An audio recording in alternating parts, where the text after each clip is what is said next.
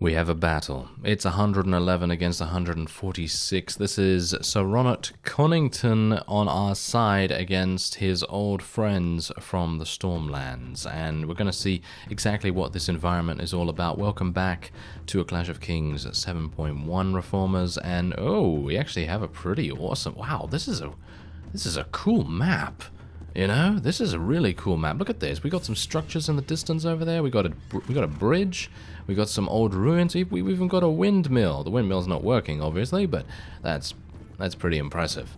That is pretty impressive. And then on the other side, we've just got wilderness, and we've got some trees and everything. You know, this is actually kind of bad for us. If they have a huge amount of archers, we might have some issues.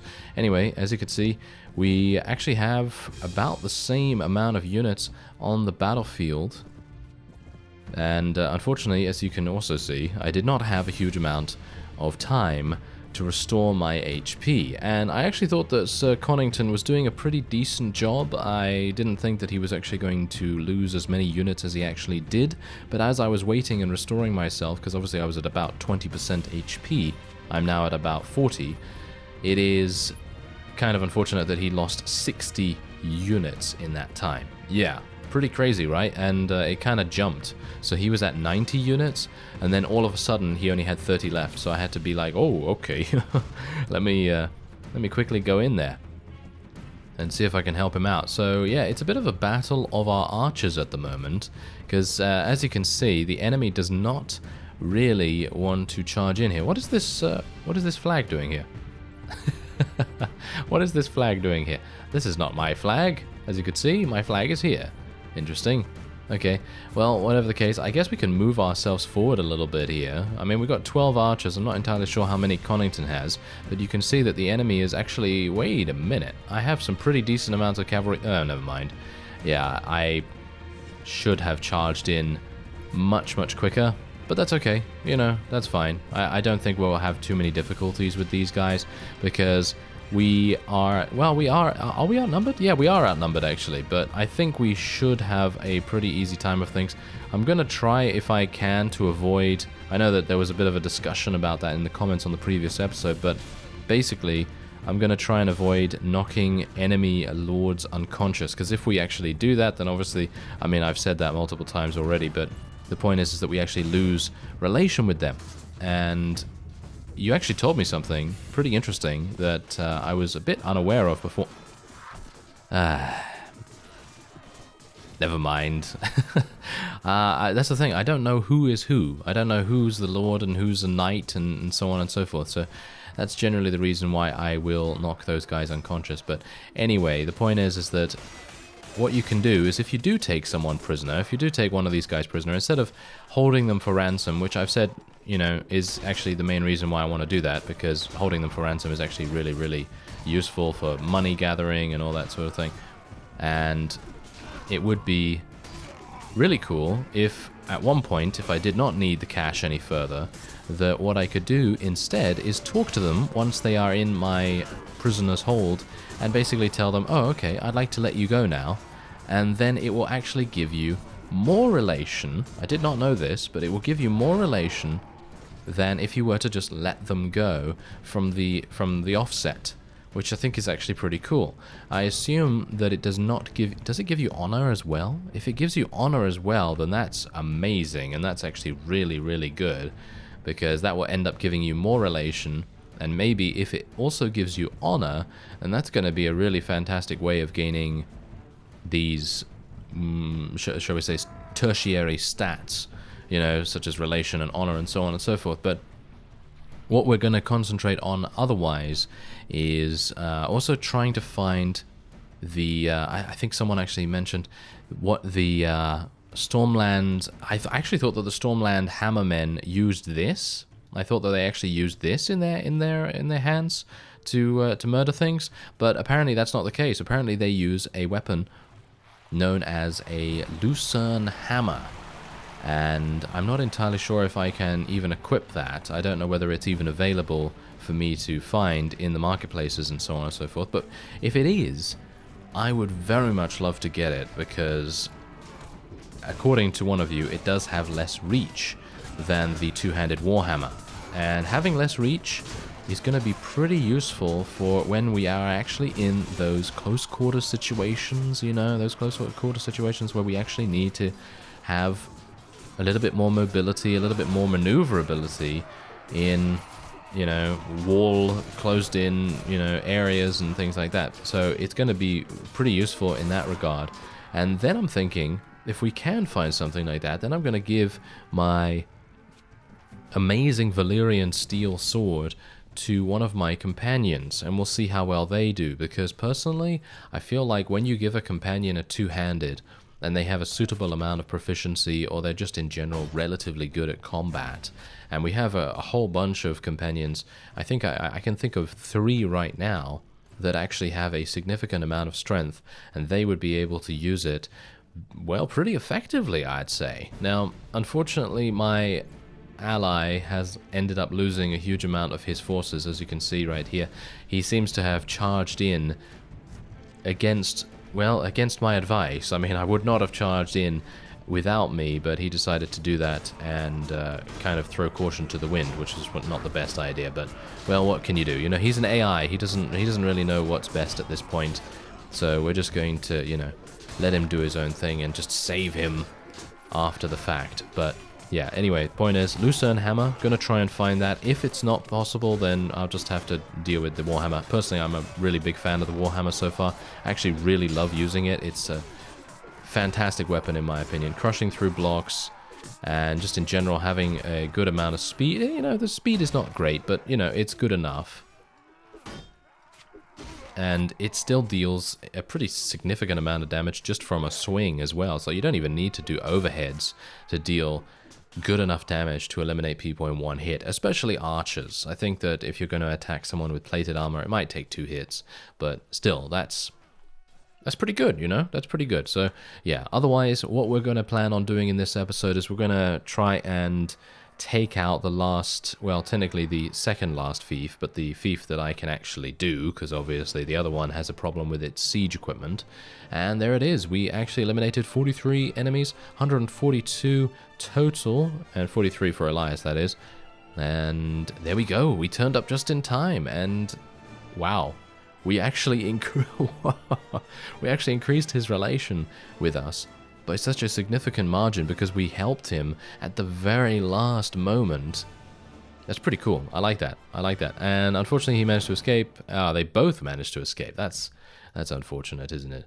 That is really unfortunate. Okay, so what we can do now is we can actually just take these guys prisoner. I actually have no idea what is good to take. I guess we'll take the sergeants, the knights, and the vanguards. I guess those are the best. And we will share some of the loot. And I'm just going to be selling this loot, I think, for the most part.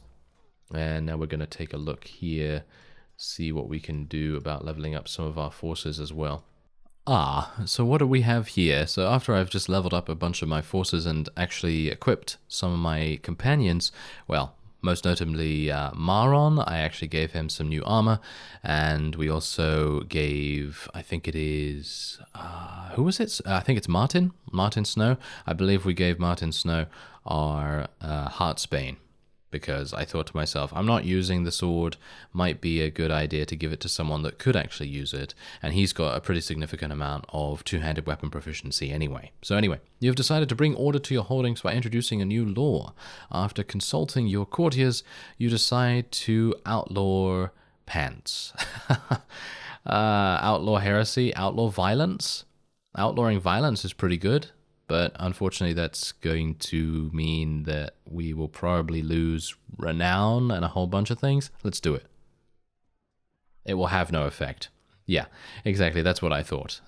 Anyway, as you can see right here, Mr. Connington is deciding to attack a bunch of village farmers. If he gets eliminated by these village... What? How did he just... Did you see that? He had 1 unit and now he has 80? I don't know how he did that. That was some pretty that was some pretty weird stuff.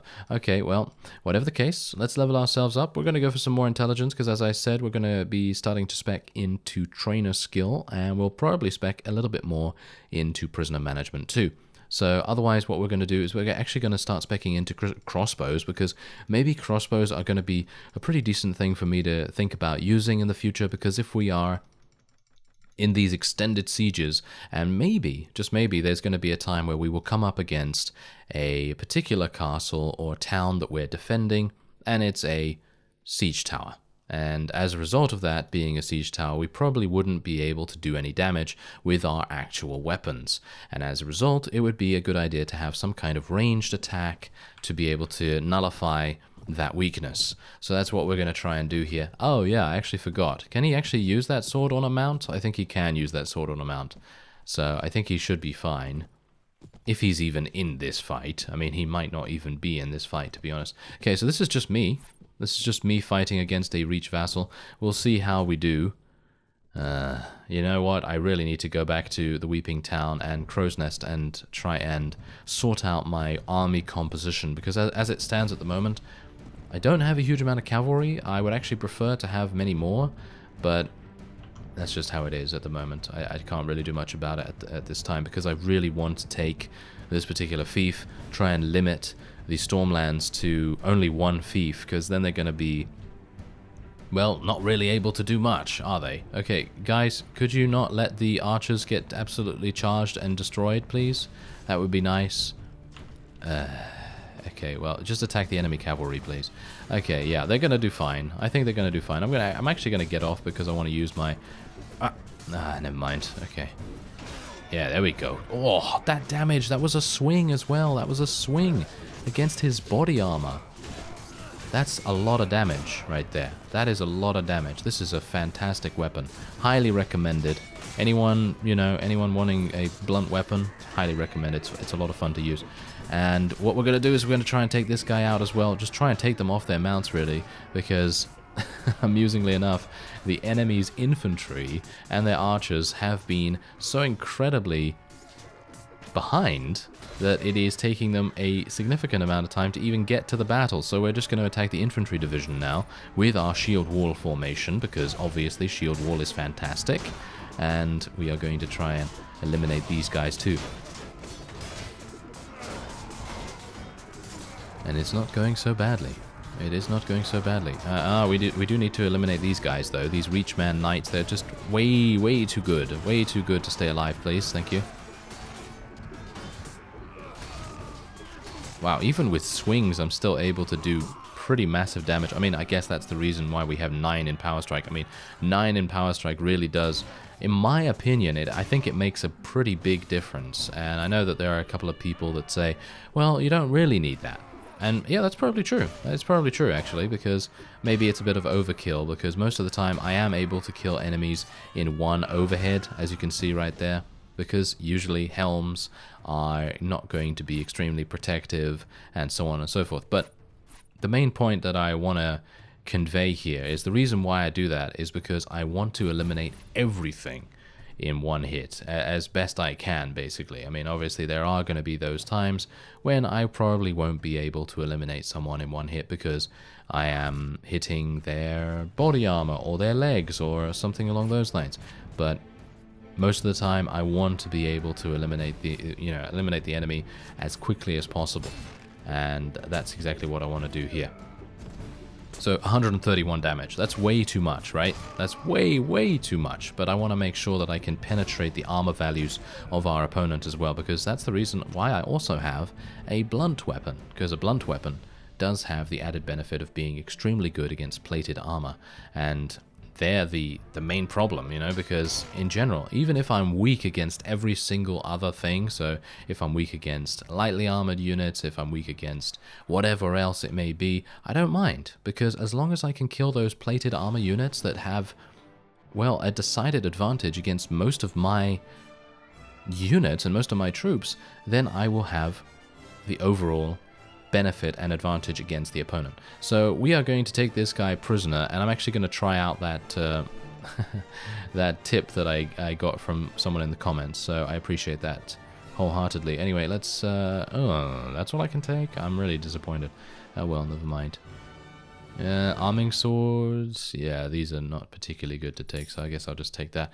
All right. So yeah, this is maybe a bit problematic. I don't even know. I have no money. Yes, I have no money to level these guys up. Okay, so what we're going to do is we're going to speak to him.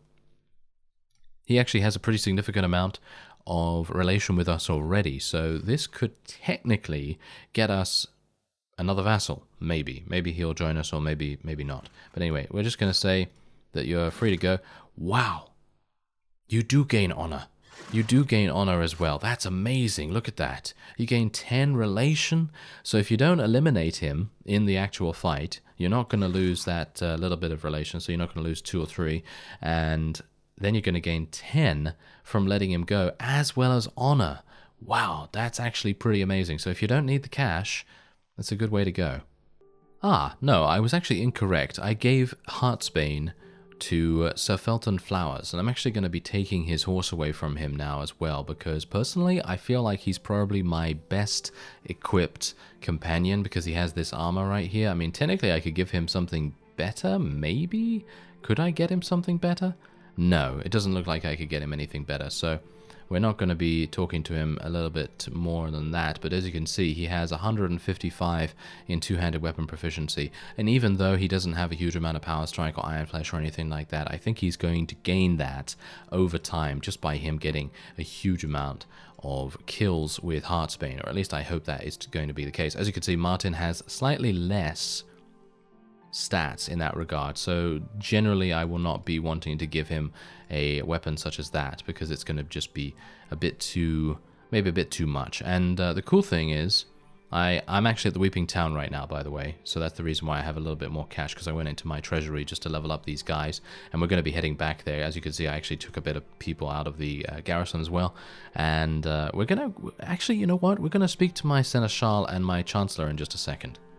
Alright, so I know a bunch of people have told me in the comments that you can actually go to your Castellan and you can actually then say to him, hey, so can you sell me some prisoners? Yeah, I know about this. Unfortunately, the problem with this is that you only sell prisoners for 50.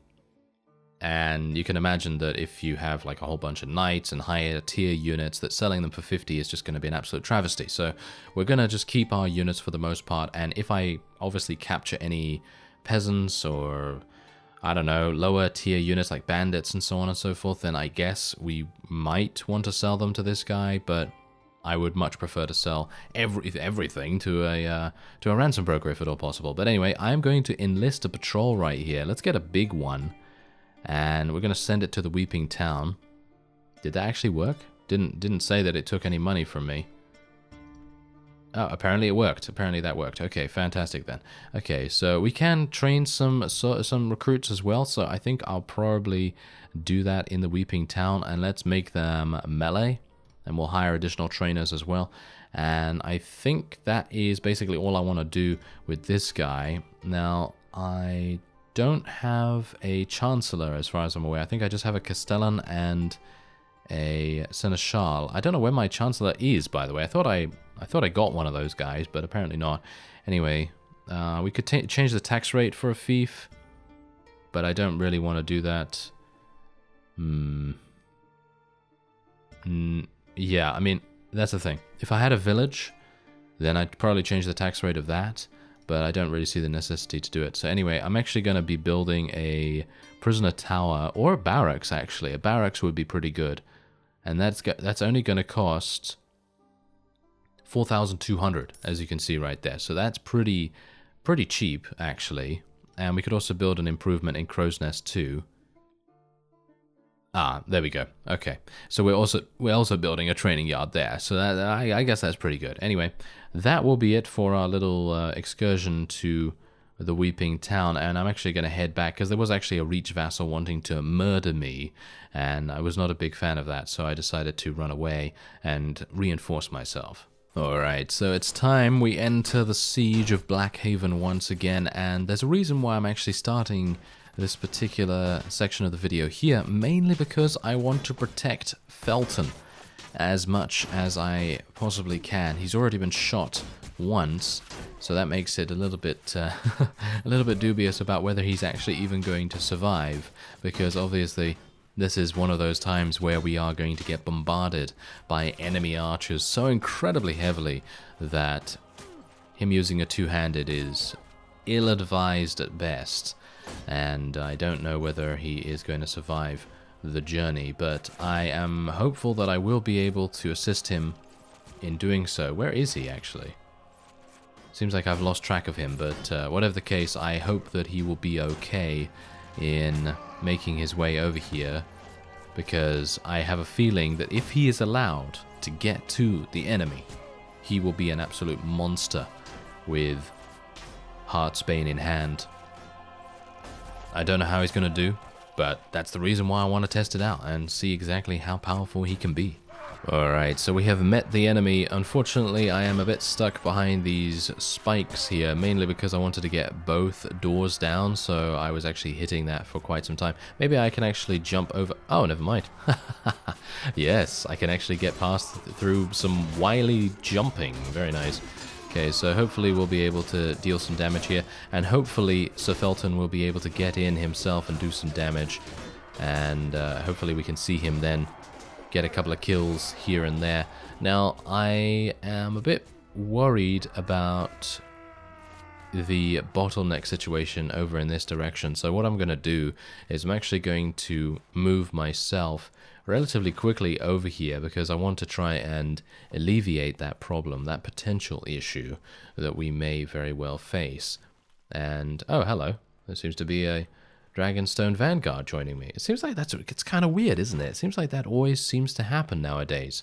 I always seem to have one unit, whether that be a Vanguard or something else, actually helping me along the way, which I actually very much appreciate, so that's cool. Anyway, let's see if we can do some damage. Oh yeah, I took a lot of damage right there. That was not very good, but, well, I have a lot of HP for a reason. Let's see if I'm able to do something here. Oh yeah, this is problematic. Okay, I'm going to have to switch to my shorter weapon here. Try and eliminate them with my cleaver. Thankfully, these guys really don't have any way to deal damage to me. If they hit me in my body, then they're basically going to do 1 to 2 damage. But if they hit me on the head, then they're more likely to take me out. Thankfully, that Dragonstone Vanguard is an absolute beast himself, and he is actually able to help us pretty considerably. So yeah, oh, let's jump and help that. Oh, never mind. He died. Okay, well, I haven't seen Felton get any kills, actually, so I'm not entirely sure whether he is getting crowded out. So he's just not getting out. There we go. There we go. He actually got a kill. Oh, fantastic. Okay, so he's not getting crowded out. There's a second kill. There's a second kill. Ooh, yeah, I'm looking for those multi-kills for Mr. Flowers right there. That is actually kind of amusing in itself, for him to be called Flowers and be absolutely beastly in warlike situations. But anyway, let's see if we can maybe eliminate a couple of extra archers here. Whoa, those archers over there are doing so much as well. I'm going to have to eliminate these guys and move on immediately. And I should also mention, by the way, that it's usually not the best idea to use a blunt weapon in this kind of situation. Oh, that was bad. I actually thought that it was a lot less of a drop than it actually was, but oh well. Never mind. But yeah, as I say, using a blunt weapon in situations like this, probably not the best idea, because then it means that you're going to have a lot of units that are still available for battle if you actually end up retreating. And that's pretty bad. So killing them is obviously the best way to do it. But, oh my, problematic.